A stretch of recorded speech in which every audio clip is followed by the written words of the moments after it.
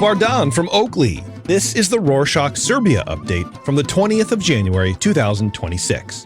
A quick summary of what's going down in Serbia.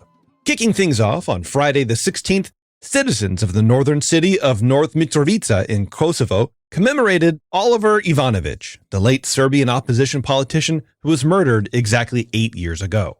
Family members, friends, and political allies of Ivanovic lit candles and laid flowers at the site of his assassination, but also spoke about the fact that the murder case is still unsolved.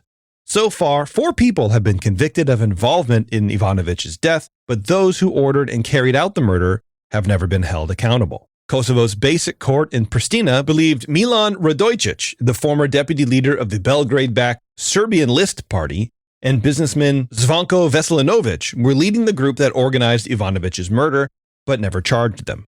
Ivanovic's political allies recall that Ivanovic suspected that he was being targeted because of his opposition to the main Serbian List Party in Kosovo. In other news, thousands of people rallied in the northern city of Novi Sad on Saturday the 17th as university students staged a new protest against corruption titled "What Victory Will Mean." Students said that the protest aimed to show citizens that their student list movement, which is still being developed, will be a viable and favorable political option in the next elections. They noted that a complete revamp of the country is needed due to widespread corruption, illegally acquired properties, political influence of republic institutions, and media darkness. Recall that the student protest started in pursuit of justice after the train station canopy in Novi Sad collapsed and killed 16 people in November of 2024. Citizens largely believe that the corrupt government and officials are to blame for the tragedy due to lack of care or regulations. Since we mentioned media darkness, don't forget that our YouTube channel has been targeted by the ruling regime and was taken down. However, we beat their army of trolls and it's back up. Another media targeting by the ruling regime has been seen in the recent shutdown of around 20 Instagram profiles belonging to independent media outlets, NGOs, and student groups on Saturday the 17th. Prior to the shutdown, these accounts have received a large number of followers that seem to be fake accounts. The Share Foundation, which deals with digital security, said that the government most likely coordinated the shutdown in order to muffle independent voices that oppose it. Luckily, most of the profiles were reactivated a day later. In the upcoming week, Serbia is set to host a European Parliament mission, but the country's top officials, including the president, refused to participate. President Vučić said on Tuesday the 13th that meeting the officials from the mission was a waste of time, while the parliament speaker Brnović said that the MEPs were, quote, coming uninvited, end quote. Opposition politicians argue that the government's behavior towards the European Parliament mission is unwarranted, noting that it could hinder Serbia's path to EU accession. Remember that the EU Parliament previously condemned the constant repression of demonstrators and students, labeling the authorities as responsible for the normalization of violence and the weakening of democracy in Serbia. Speaking of foreign influence, several months after the U.S. imposed sanctions on the Serbian state-owned energy company NIS, Hungary's counterpart, MOL, is now set to acquire the majority of the stake. Once MOL acquires NIS, the U.S. is expected to lift the sanctions as the Russians will be completely removed from the company. In other news, the Association of Free and Independent Trade Unions, or ASNS, issued a statement on their concerns about potential irregularities when it comes to the lives and working conditions of more than 100,000 foreign workers in Serbia. The ASNS cited fears of abuses and violations of labor rights, adding that many employers confiscate personal documents of foreign workers, pay them below minimum wage, and offer minimum accommodation standards. The ASNS announced that it plans to aid foreign workers by setting up information desks, providing brochures in foreign languages, offering legal assistance, and promoting the right to organize in trade unions. On Wednesday the 14th, news outlet New Economy published the results of its survey of citizens' opinions on how 2026 will pan out economically. They underlined that the respondents' main conclusion is that living conditions will likely worsen.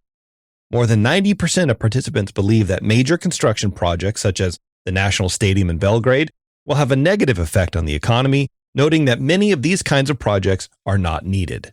As for employment, more than half of the respondents believe that job hunting will be more challenging in 2026, while only 10% believe that it will be easier. To the question of will we live better in 2026, more than 50% of people thought that this would not be the case, while 40% believed that life would stay the same. Still on the economic front, in its Global Economic Prospects report, The World Bank projected a 3% increase in Serbia's money supply in 2026. They said that in 2025, Serbia's GDP increased by around 2% year on year, which exceeded the World Bank's forecast of less than 1%. The report states that Serbia's economy has lost its momentum in 2025 due to lower private investment and net foreign direct investment inflows, likely because of the student protests. On that note about students, the State Statistical Office published last week that there has been a decline in the number of faculties, enrolled students, and graduates. In a span of a decade, the number of state universities went from 123 to 103, while the number of students decreased by around 4,000. The Statistical Office highlighted the trend of students choosing private faculties over public ones, as the percentage of students attending private faculties increased from 40% in 2015 to 60% in 2025. They also noted that the number of graduates has fallen from around 50,000 in 2015 to around 40,000 in 2025. On Saturday the 17th, Drivers Association from the Western Balkan countries announced that they will block border crossings on the 26th of January. This decision came in the midst of the implementation of the new Entry and Exit System, or EES, which limits citizens from non-EU countries to 90 days of stay in any 180-day period, including professional drivers who export goods. This means that drivers can stay in the Schengen area for up to 15 days per month, with the day of entry counted as the first day of stay and the day of return as the last. The Association of Drivers from Serbia, Montenegro, North Macedonia, and Bosnia said that if the driver's duties take longer than what they are allowed to stay in the area, the system will treat them like illegal migrants, which they are not. They urged the EU to exclude professional drivers from the EES.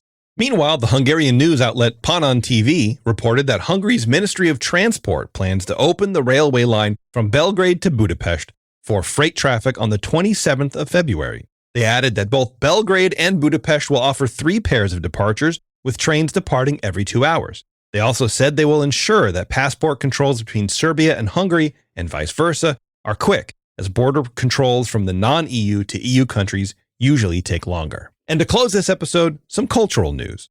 The winter edition of the Adriatic Region Festival Network is coming to cinemas across the Balkans, including Serbia. Starting from Thursday the 22nd, viewers will be able to enjoy several award-winning regional films free of charge.